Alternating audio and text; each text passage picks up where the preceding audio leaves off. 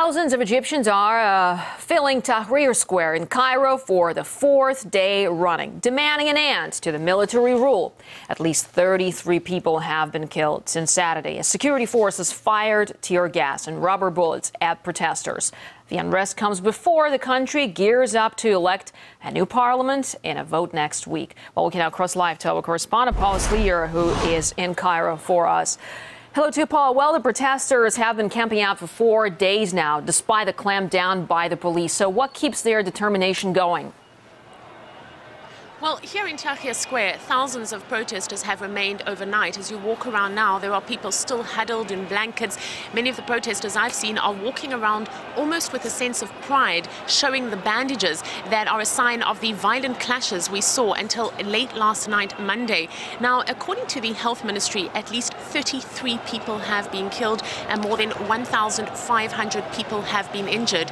On the square behind me, not so many people at the moment, although there are ambulances that have been passing. There are motorcycles ferrying in injured people. So even at this early hour, violence has broken out. What we're witnessing on the side of the army is an attempt to cleanse the square of people. And what they have been doing is almost working their way systematically from street to street that leads to the square. And that is why many of the clashes are not here in the central part of the square, but in the streets leading to it.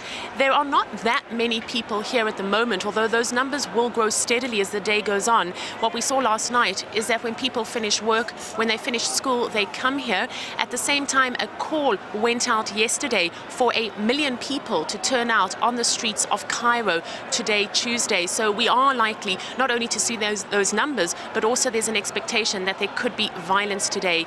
Late Monday, the cabinet announced its resignation. Now, the latest word we have on that is that the military is looking at it. It hasn't yet responded. We understand that there are emergency talks being held by the military council to discuss how they will react, and that there is no consensus on that.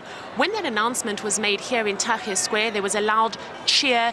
The chant was, "God is great." People here certainly believe that the resignation of the cabinet is a step in the right direction. It's a cabinet that was appointed by the army, but what people here want is the military to go one step further and not only to have its cabinet resign, but also for the military and the generals themselves to step down.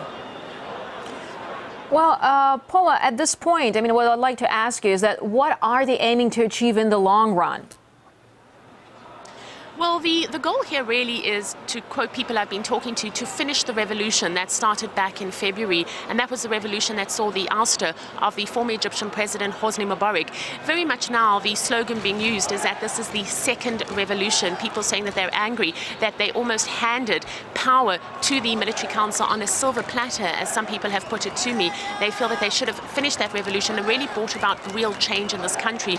What people want is a civilian government that is elected by the people and that represents the people. Some of the criticisms being leveled at this interim military council is that it hasn't done enough to hand over power. It hasn't implemented reforms at a pace anywhere near what people here were hoping for. I mean, just some of the demands is people are saying that it's leading what they've called a counter-revolution. And by that, they mean that the military council has proposed constitutional changes that they disagree with. They say that these kind of constitutional changes will ensure that the military retains power even after it hands over to a civilian government, and that they've also delayed presidential elections until late 2012, 2013.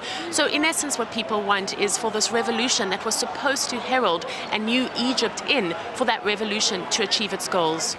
All right, Paula, thanks very much indeed for bringing us this update from Cairo.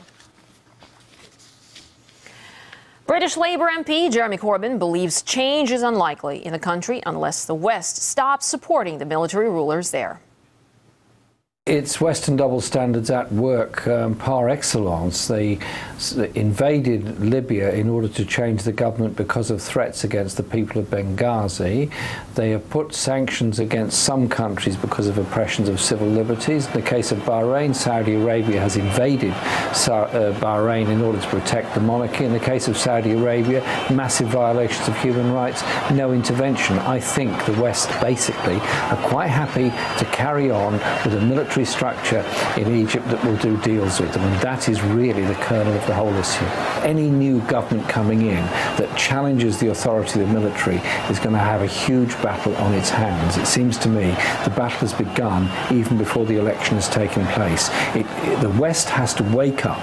You cannot, on the one hand, deal with kingdoms and dictatorships that repress human rights and at the same time pretend to be on the side of the demonstrators' democracy and human rights of all the people. The West has got to decide, and in reality, they've got to say it's time for the military in Egypt to step aside, despite all the weapons and everything they've been fed over the past few decades by the West.